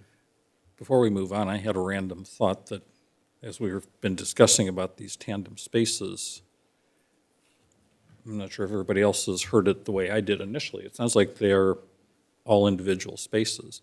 But where these tandem spaces will occur, they're going to have to be used by somebody that is in the same apartment, whatever lessee, because if one's in a garage, the one behind it can't just be used by anybody else, otherwise whoever's leaving, wanting to get out of the garage is stuck. So it seems like Which is identical to the condition which exists in all other situations in the community where tandem spaces are counted. and I grant you that. Just seems like it's more heavily dependent in this situation to be able to count those than it has been in others. We'll pull the data. So I just wanted to interject that while it was on my mind. We'll go ahead and continue on to my left and let Councilors Spoljarek and Johns bring any comments they might have up tonight.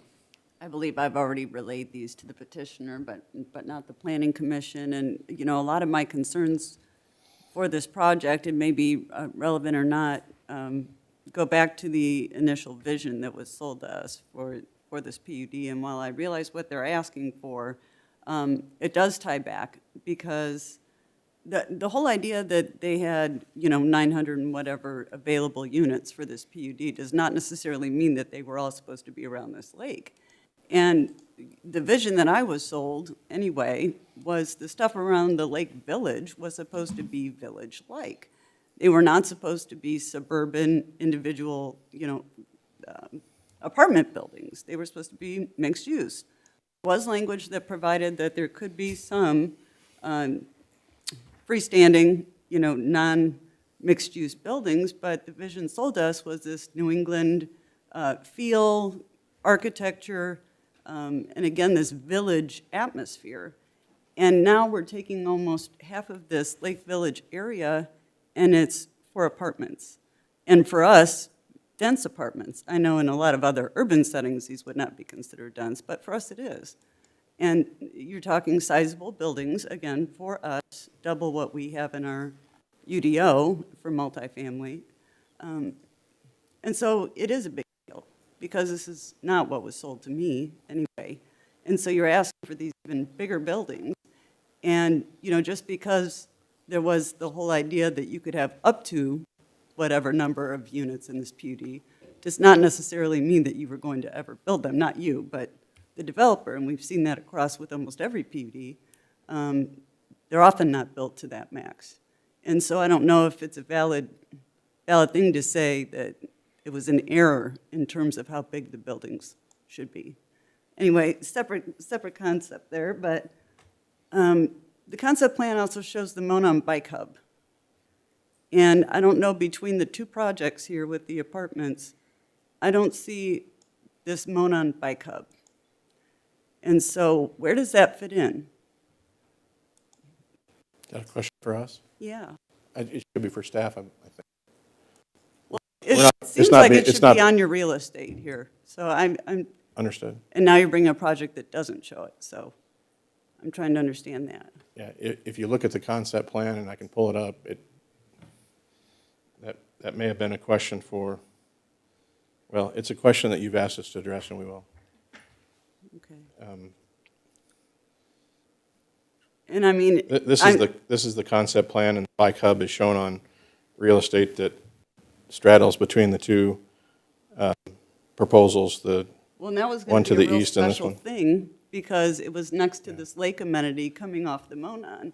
And now, again, we've just kind of blocked it in with two apartment complexes, and it no longer is a feature of this project. So, Well, for me, it's that not is-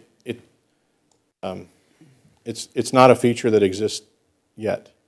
There Well, are but other. You guys are taking up all the real, I mean, not Well, you guys, there, but the two apartment there's complexes take up. there's not language in the ordinance that dictates that the bike hub needs to be on that parcel of real estate. It goes back to, it was approved 10 years ago, which talks about multifamily overlooking the lake, and authorizes as many as 970 units, but you can't get there through the application of the It development didn't authorize them, though, standard. in this specific area, it was throughout the whole PUD. Right, And over to the west, it's all residential. right, and you can't develop in accordance with this plan applying those standards. It can't be done. It's not. Well, again, we don't have to allow 900 units around the lake, is what I'm saying. And 900 aren't planned or anticipated around the lake. But I mean, you're making it seem as though we have to approve. No, these- that's these big absolutely not. We're asking for the buildings. discretion of the Plan Commission and the council on a plan that we believe meets the intent of the original ordinance based upon the wording in the original ordinance. I can't speak to what the original petitioner conveyed to you that you relied upon to approve the ordinance. But I have to go back to the ordinance, it's 10 years later, and read it's on its face, and it says these specific things. Multifamily overlooking the lake is one of them. And this proposal's for multifamily overlooking the lake.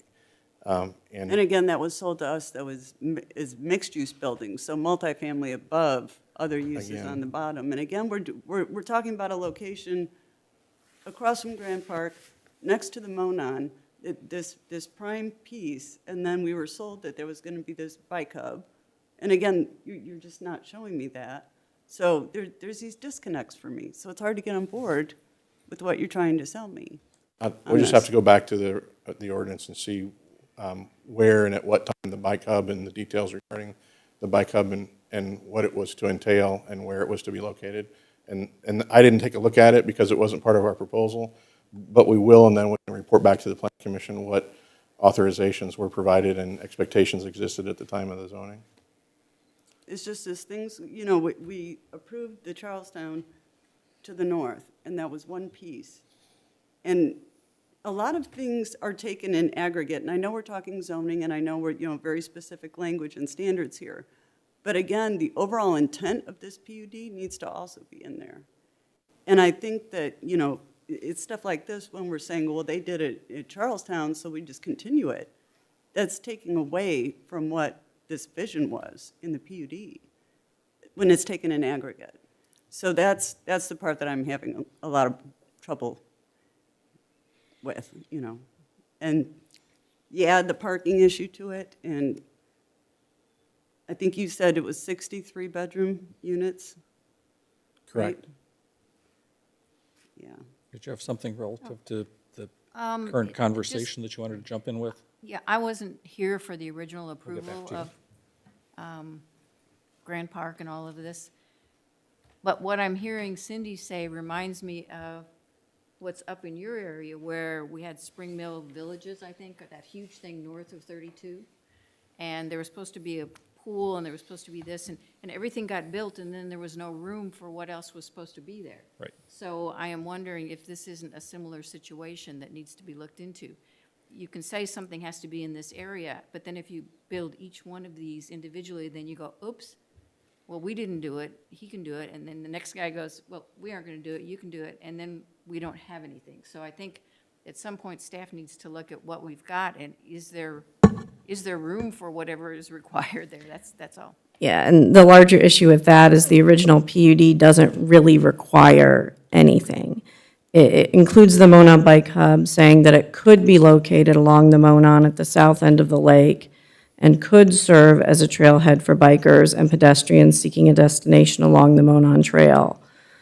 There's nowhere in the ordinance that requires substantial compliance with the PUD or that requires that certain things be developed in certain places. This is a very open ordinance. But it does require a bike hub somewhere. Or, well, you don't have to. I don't believe it does, but I'll look Well, that's further, because but it doesn't have I to don't be believe it PUD. actually requires it, unfortunately. I think that's where the problem is that many of us are sharing right now is 10 years ago, both Jenny and myself wasn't around, and Pam, you were just saying, could be. Nothing that really ties it down to this is what we expect. And so, I mean, it's just an unfortunate scenario for y'all is, that this is what you're facing now of, we got that image in our heads over the past 10 years. That is what we expect, or at least something similar to it. And this is just so far in the opposite direction of that, so. Thank you. Back to Council Sprovcher. Do you have further comments, or were No, you done? I'll be done for now. Thank you. Okay, Mike Johns? I hate to belabor the point, but, but I guess I agree with my fellow commissioners here. And I shared this with you, John, last week at the council. 10 years ago, when this first came out, I was interested in it as a member of the public. I read the newspapers. I was pretty excited with what I heard about this lake by Grand Park. The fact that Henke was going to put together some New England-type village with shops and restaurants to be used by the visitors at Grand Park. We talked about water features. I think they're going to have kayaks out on the water so that when kids were playing baseball, their siblings could be kayaking around the lake. Paddle boats, all kinds of things. All kinds of stuff like that. Certainly in my mind, I picture the boardwalk going around the entire lake and not hit or miss. And I kind of look at this particular section, and I personally, I would definitely like to see the boardwalk continue around the perimeter of the lake. I think it's called for, particularly now that we know that Steve Henke's moving forward with the development of his shops and his village on the water. I think that boardwalk is important to keep. And I mean, if you'd like to, I think it makes sense to hook it up to the Monon in some fashion, but I think there needs to be a boardwalk there. And yeah, I guess my real concern is this doesn't match what I expected to be built out there. So I'm concerned, I've got concerns with the density. I have concerns with the parking also. So those are my thoughts. Again, I apologize, because if I don't want to come across as arguing against your expectation or your thought of what might be there, but based upon following along with an ordinance or newspaper articles or anything like that. We just have the ordinance to rely upon in conveying. Everything that I've conveyed to you is my opinion. It's what's in the ordinance today. So I know that today and moving forward in the comments we received on other petitions, we want to lock down everything. And based upon the comments I've heard tonight, perhaps everything wasn't locked down as part of the ordinance in 2012. And again, mine aren't editorials. Mine are just, here's what's in the ordinance today and what, this is the hand we're dealt with when we come in front of you. It's not that we're being disrespectful and proposing what we are. It's because we're trying to get as close as possible to the approved standards in the underlying ordinance. And John, I understand. I wasn't here when they wrote the ordinance. All right. But I do think that there's a fair amount of residents in Westfield who have the same vision that I have and several members of this council have. So we just share that with you. Pam, can I ask you a question? So this is a Grand Park Village PUD amendment. And right now, it's for only this real estate, right? Correct, But we're opening up the PUD. as it relates to this real estate. So anything in the amendment will only apply to this real estate, unless the legal description is expanded. How on earth can we ever go back to the whole PUD when it's all broken up into these bits? I mean, at any point, if an amendment were proposed for the whole PUD, even after a lot-specific amendment, that amendment would apply to the whole PUD. It's just a matter of what legal description is presented in the PUD amendment. But to bring that amendment, you'd have to have full ownership or control. And once it's divvied up, there's no one with full ownership or control, right? Usually, yes. It does become very difficult in that aspect.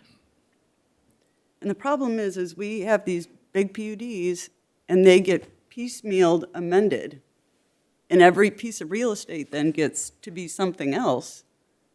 It changes the actual PUD, in my opinion. It doesn't work anymore.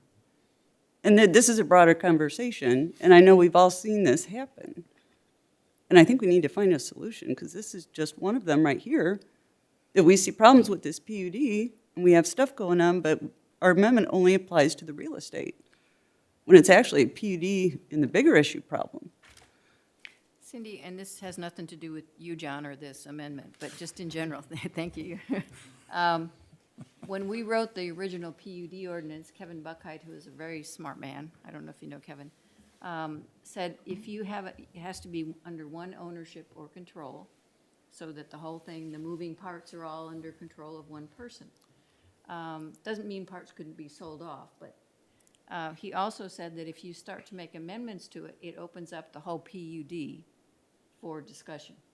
Now, again, I don't know if there's a legal or not, but that was the impression that he gave us, that this PUD is based on the sum of its parts, not just on individual sections. Right.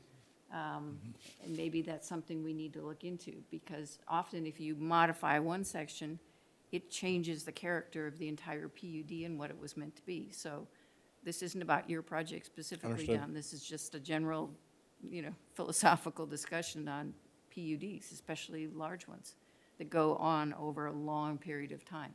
It could actually change, too, what's entitled on other pieces of the real estate.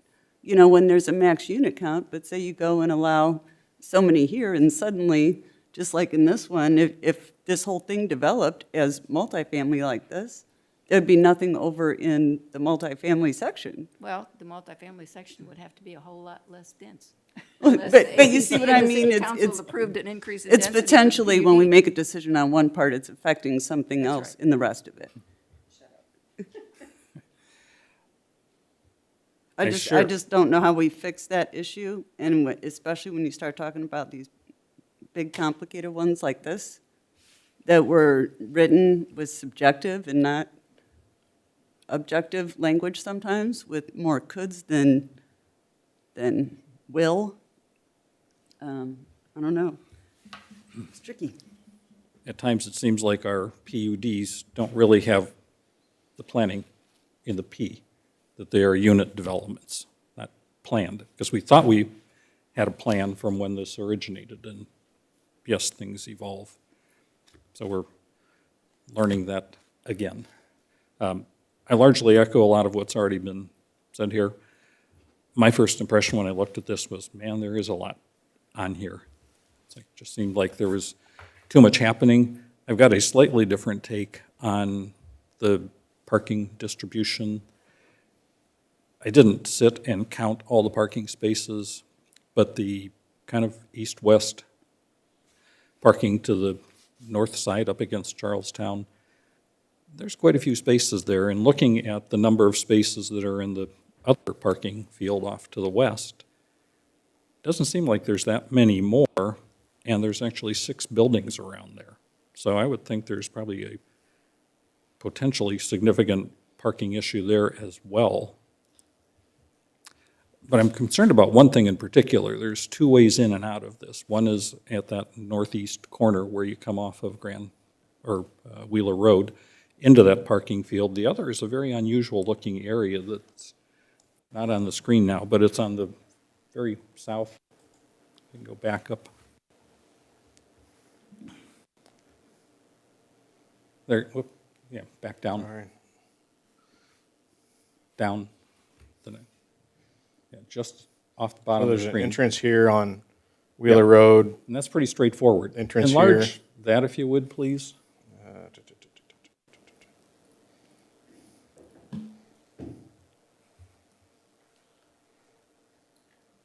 There are 4 diagonal spaces on either side of this entrance and exit, which is one of only 2 entrances and exits.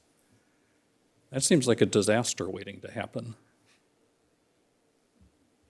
We can take a look at that and see. I think it definitely warrants something entirely different than what's there, that it's something that ought to not have any parking there, or maybe whatever you can get parallel parked against the curb. But that seems like an area that's got to be a whole lot wider. I'm not trying to speak for the TAC committee and the fire department, but I just think that calls into question, you know, who was thinking about what there. I mean, it technically, I guess, can work, but anything of significant size coming and going from the development's going to have to come in from the northeast probably, and people coming and going from these parking spaces will create a bit of a hazard. So. Well, this appears a little less workable. Yeah. So, anyway, Dave Schmitz, any further comments as you've listened to our dialogue here? No, nothing further from me, thanks. Okay. If Last I'm- opportunity for plan commissioners? Oh, I'll take it. Okay. Just to kind of summarize my thoughts, and it's my concerns are threefold. One, you being the new petitioner, making sure that you're able to address the hand that you were dealt, as you mentioned, due to, again, the lack of, I'll just say that, again, as Pam said, the could be's, and really tightening up everything. You know, unfortunately, that's the responsibility now falls on you guys' shoulder as the new petitioner. Two, because I live with it, live with the issues it's caused, preventing another Spring Mill Trails PUD, as Cindy mentioned, because that is another unfortunate scenario that I don't want to see replicated. Three, having a mixed-use development that serves both the residents of Westfield and our visitors. Something that will always stick out to me, working Colts Camp every year, and hearing visitors say, what do we do? There's nothing to do around here. So I just think it's a huge market that's being missed by every developer by not wanting to really bring something out here that could be an attraction. You know, be bold.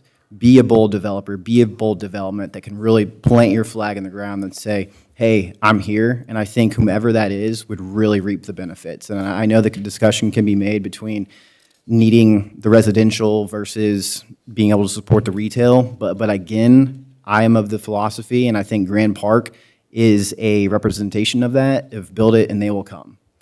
So that's just all I have to say about that. So thank you, though. And please don't take anything personal tonight, because again, I know that didn't write it. you're dealt with the hand that, yeah, so. I didn't vote for it. No offense, no Just a quick authorship. question, John, now that we're into the detail. So the three buildings on the northeast corner, how do the kids get to the clubhouse? Is there a sidewalk, or do they have to cross the street? There's a sidewalk on the south side of the internal drive. Okay, so then they have, when they get there, then they have to cross the street to get, The driveway, yes. okay. Thank you. I hope you have a lot of notes. Yes, sir. We look forward to seeing you back at a future meeting. Thank you.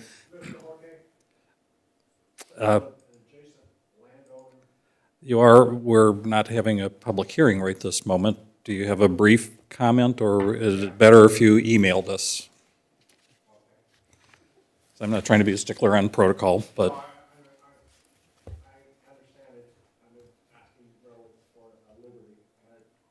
If we're going to allow it, it's got to be very brief and come to the microphone so you can behave like a public hearing person.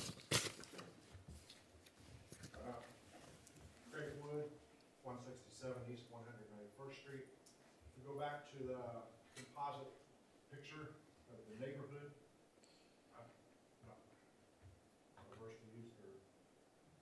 Is someone talking? We can't hear them. oh, sorry. Thanks, Chris.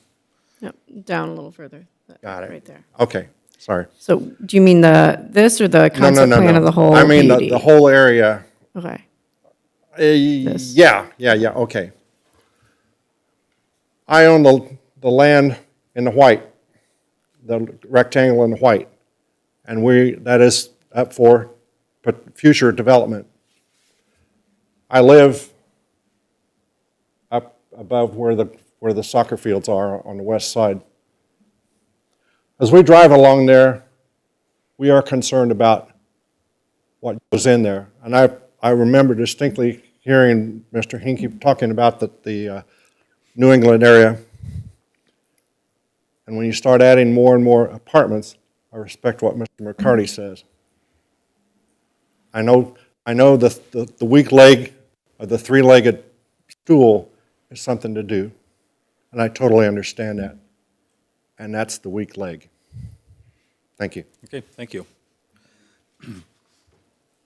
We are down to reports and comments. There's definitely material for future meetings. I think it's 9 or 11 continued items on our current agenda, but it's now time for general comments from plan commissioners. Are there any?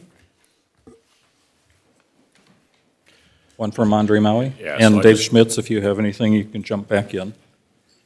Just kind of a follow-up comment on the discussion that we had that went philosophical. I saved it because it wasn't really specific to the petition for that Grand Park Village amendment, and we all know we kind of got onto that tangent, which made sense.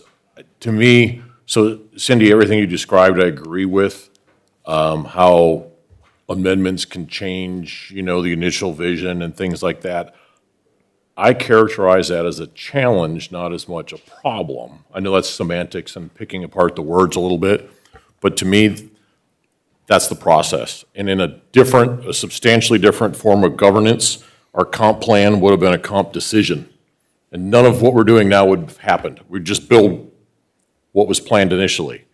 And it would be a lot easier. We'd probably get exactly what we wanted if for those of us that may have, I wasn't, but whoever was part of the comp planning process. I totally agree sometimes, and we end up with disappointments. Other times, though, we end up with improvements to the comp plan that we didn't see coming, and those aren't probably as noticeable, or disappointments are more noticeable. So I just wanted to, I guess, share that I listened intently to that with a different perspective, and that's just the process we do. Okay, thank you. Well said. Downtown update is on here. Yeah, with You- Kristen out, I don't think we really have anything other than the joint meeting coming up on the 20th. Yeah, it's been progressing. It's been progressing nicely, and we'll have a big reveal here soon. City Council liaison. City Council did meet March 28th. Mayor proclaimed April as Autism Awareness Month. We approved the Grand Millennium PUD amendment with the change to the exhibit as recommended by this body. We held a public hearing for the ordinance creating a local historic preservation commission. And this was the bulk of our meeting and something we should all on this board be under. I'm not sure if it's going to pass. We have a lot of discussion to go. If I would actually recommend people go back and watch that if you could. It starts about 15 minutes into the last council meeting, and a lot of really good conversation. And Mark DeLacy, is that his name? DeLacy from Indiana Landmarks was there to answer a lot of the questions. And he also does work with Carmel and other Indiana communities. So very helpful as we go and figure out if we're going to go with this route or not of having a historic preservation commission. And then we introduced the ordinance amending the American Rescue Plan Act. And it basically refined the original plan to include revenue loss deduction, authorized $500,000 for nonprofit funding assistance, and some other specific parts of that plan. And I can answer any questions if you have them. That's it. Any questions? Nope. There is no BZA update, is that correct? There wasn't a meeting in between our last meeting and now? Correct, meeting is next week. So we're down to Community Development Department, or up to Community Development Department. You're just at the end of the agenda, sorry. You're fine. I do have two items. One, the resolution that you approved, or the Plan Commission order that you approved at your last meeting. We did not have a copy for signatures, so those of you who are here tonight, if you were here at the last meeting, if you could please sign off on that, and then we'll bring it again in 2 weeks for hopefully everyone else, and hopefully between those two meetings, we'll be able to get everyone. And then on a, I guess, non-work-related note, Caleb Ernest with our department, his wife did have a baby last week. So Bernadette Ernest was born last Tuesday. And yeah, so he'll be back here in a few weeks. So. And you'll catch him napping at his desk. Speaking of your department, I just want to congratulate Ryan, your first introduction tonight, so congratulations on that. Give a good report to everybody that it really doesn't hurt. So, is there a motion to adjourn tonight from Dr. Kelleher? Second. And seconded by Victor McCarty. Since we have a virtual attendee, I guess we'll do a roll call. Mr. Johns? Yes. Dr. Kelleher? Yes. Mr. Maui? Yes. Mr. McCarty? Yes. Mr. Schmitz? Yes. Ms. Boljaric? Yes. Mr. Horke? Yes. We are adjourned. Thank you. At 8:54 PM.